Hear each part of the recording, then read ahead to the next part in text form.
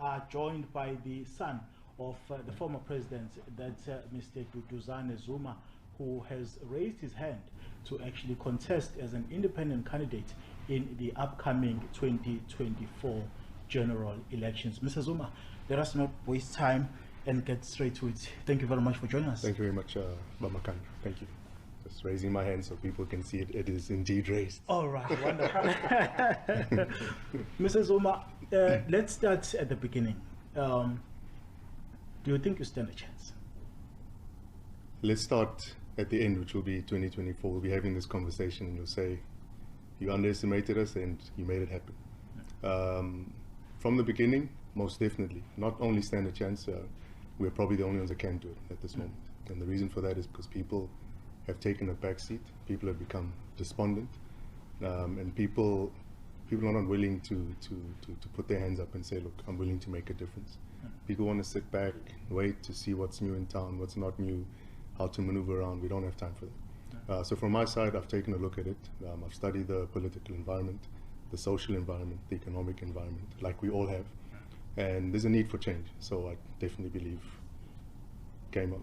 Contesting as an independent this time around, are you still though a member of the ANC? No, so from my side, I must make it very clear. I've been a proud member of the ANC. I've supported the ANC and the ANC has supported me in my life. It's developed me, it's clothed me, it's fed me, it's schooled me, it's protected me, it's taught me a lot that I know in my life. So I can never shun the ANC or shun any negativity upon the ANC besides the obvious criticisms that we have as discussion points. The ANC is not just a political party, it's a history, it's an institution, it's something that we've all held on to get us to this point. But from my side, the way I look at it is, there's an old saying, and I keep repeating this because it's a very important one that we learned within the ANC is, one in the ANC as a member should have an unquestioning, an unquestionable loyalty. So the one in the ANC must have an unquestionable loyalty to the ANC, but not an unquestioning one. So there have been a lot of questions that have been raised that have not been answered, not just from myself, a lot of people, leaders themselves, trying to look into the issues that the ANC has on its table today. And those questions haven't been answered. So from my side, the only way that I understand to make a difference is chartering a new path. Change is necessary. Change was either going to happen within the ANC or outside of the ANC. We tried to do the change route within the ANC. Clearly hasn't worked, so we'll do it outside of the ANC. So the short answer to that question is you're no longer a member of the ANC? That would be something that they'll have to tell me. Are you a member or are you not a member, Mr. Yeah, the last I checked, I was still a member, but I'm going independent. So they'll need to tell me what they want to do. Okay. Have you consulted your father about your ambitions and what is his view? Yeah, so when it comes to consultation, I'm my own man. I've made my own decisions in life. I appreciate guidance from elders, and I've approached them on many aspects, but from an informative perspective, not a consultative one. And the reason for that is I don't like being stuck in consultation too much, and I think that's one of the issues we have now, is we get stuck in consulting and trying to get everyone's opinion. Opinions do matter, but the more we stay in consultation mode, in opinion mode, in collective decision making, decisions are not being made. We often hear political parties, Mr. Zuma, saying that running a campaign is a very costly exercise. I mean, you are an individual. Where is Mr. Zuma getting the money from? So what we need to reshape in this country is how politics is consumed. Politics, so if you look at all the political parties that exist and you see the different laws that they're trying to pass, open up the books to see who's funding who, we don't have time for that. If people are willing to make a difference and people are willing to support, let's go. If there's anything that is not making sense and people need to be called to book, that will happen regardless of what the situation is. From my side, I've got friends, I've got family, I've got people that love and respect me just as much as I love and respect them, that are willing to be a part of the journey, and they're making the heavy lift lighter. So when it comes to funding and that sort of thing, let's not make it about money. Let's make it about interaction. Let's make it about getting people to a point where they can think differently, because not everything is about logistics, hiring buses, feeding people. I'm talking about from a campaigning perspective. It's about engagement. It's about having conversations. It's about getting people to understand that we need to do things differently. Your critics, Mr. Zuma, would say that perhaps you are in this position of wanting to govern the country because obviously your father was the president at some point, and you want to be a political success yourself. What would you say to that? I've been in politics for the better part of now 3 years. I've always been a business person. That's what I've been in my young adult life up until now. I'm 40 years old, and I, like many other people, have realized things need to change. I, like many other people, have realized we need to move in a new direction. And all I've said is, I'm raising my hand, and I expect more people to do that. The very same critics that just want to sit and talk and tweet and whatever it is, that they'll continue to do so. They've got the right to their opinion, but their opinion means absolutely nothing to someone that has made a difference and will continue to make a difference.